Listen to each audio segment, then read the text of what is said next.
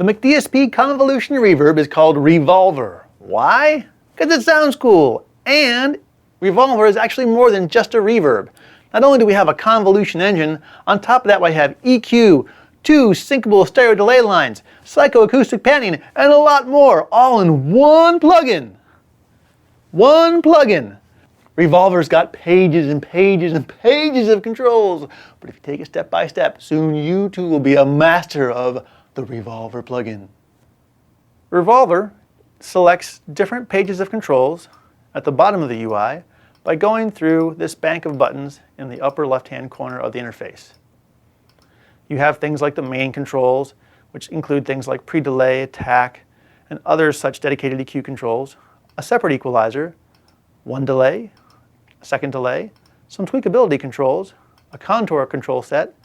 You can even control through a crossover network how the impulse response decays away in low, mid, and high frequencies.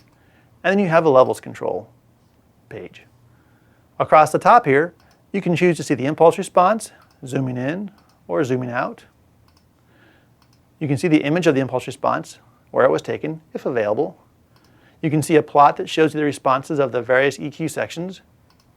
You have a flow diagram where you can not only choose how the delay lines are routed in relation to the reverb, but you can also choose where you want the EQ to be applied, at the output of the reverb, the output of delay number 1, output of delay number 2, so on and so forth.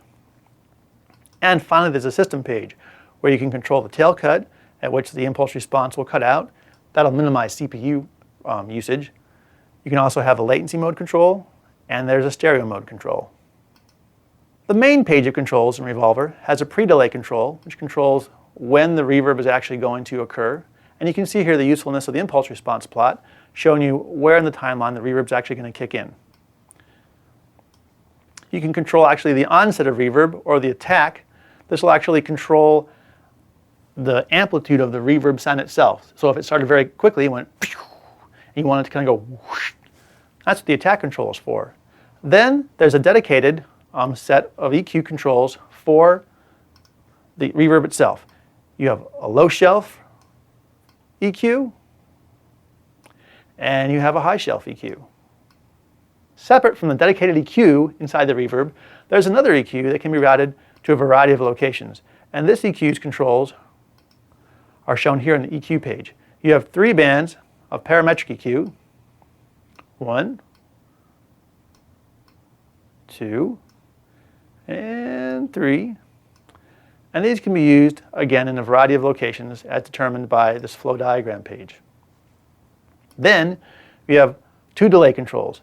Their page sets are identical, and you basically have a delay time, which you can dial in manually, or you can sync the plugin to session tempo and choose some beat interval. You can actually groove it in or out of the beat pocket as well. You have a feedback amount. You can pan the delay left or right, and an overall level control. And that's the same set of controls for delay 1 and delay 2. The tweak page has a set of controls not really offered by any other convolution reverb. You can actually take the signal and delay it more to the left or more to the right channel by some selectable amount and apply a low-pass filter to that delayed result. What this gives you is a psychoacoustic effect of the sound being closer or farther away and being more muted, as if the sound, instead of being just here or to the left or to the right of you, can almost be a little bit behind you, one way or the other. Neat? Okay. Then you also can pan the reverb to the left or to the right independently, and you can also add some synthetic diffusion. One of the biggest knocks on convolution-based reverbs is that sometimes the onset of the reverb, of that impulse response, it doesn't have a lot of reverb density. So with this diffusion control here, you can actually add additional reverb density to the signal, but not affect the original impulse response at all. Then we have a contour page.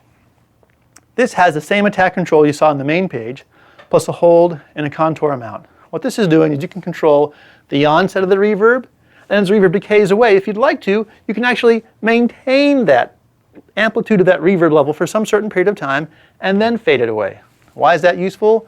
Well, imagine you have a great reverb sound, but it just kind of goes whoosh and decays away too fast. And you just want to hold it up for a little bit, and then let it go, almost like some kind of a gated snare reverb kind of sound. That's what the attack, hold, and contour controls can do for you. And finally, the crossover page. It takes the reverb impulse response itself, breaks it into low, mid, and high frequencies, and then you can control how fast the lows, the mids, and the highs decay away. They can decay away slower or faster, and this gives you a great set of tweakability tools for any impulse response. And then finally, a levels control page. You know, you can mix in how much input you have, how much the output level is, the reverb level, and the 2 delay levels. Whew, that's a lot. Too few more things. Over here we have the wet and dry controls. You can solo just the wet signal, or you can mix the wet and the dry signal in the reverb. And of course the almighty reverb time control over here, which conveniently displays not only what percentage of the length you're actually using, it'll show you the reverb RT60 time in seconds. That's an overview of the Revolver controls. Whew. In the unlikely, although possible event that you are overwhelmed by the controls available in the Revolver Convolution Reverb plugin, McDSP has provided plenty of presets. Let's check them out. Now when you get Revolver, it comes with a lot of presets that cover all the bases, from ambience, chambers, delays in churches, gates, halls, large spaces, other crazy stuff like the top of a piano, really the top of a piano. See? Also things like plates, reverse reverbs, rooms, and spring reverbs. If that's not enough for you, there's even a larger impulse response library downloadable from our website at McDSP.com. For those of you who are not satisfied with the library that comes with the Revolver Convolution Reverb plugin by McDSP, we've even provided for you tools to create your own impulse responses. Here's how they work. It starts with 2 audiosuite plugins. The first one being the sweep generator. You can highlight some audio in your timeline or just some blank space. You can choose a short burst or a long burst. A short burst or a short sweep, that's good if you have a noisy environment and you just want to capture a little bit and get the best you can. However, a longer sweep is more ideal for a more complete and more accurate impulse response. Click the process button and you'll generate your sweep here inside your Pro Tools session. Then what you want to do is route this audio either through some piece of gear you want to model or out some speakers into the environment you wish to capture the impulse response from. And then you re-record that signal back into Pro Tools. Once you've re-recorded that signal back into Pro Tools, you would then choose the second audiosuite plugin called the Sweep Analyzer, and you would highlight the audio. This is the original audio, but had I processed it through some acoustic environment, I would select it here again, and I would click Analyze the Sweep.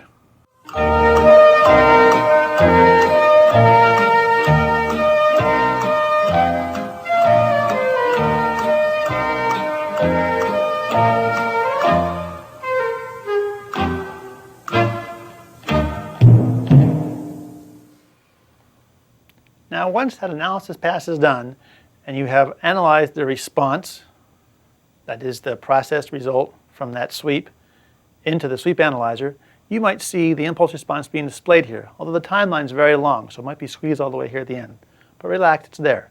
What do you do next? Well, if you have an image you want to save with that impulse response, you type it in here under the IR image name. Be sure you end the file name with JPG. All right? And then just go ahead and save the setting as. I'll put it here in a demo folder, and I'll call it IR Demo 2. Great.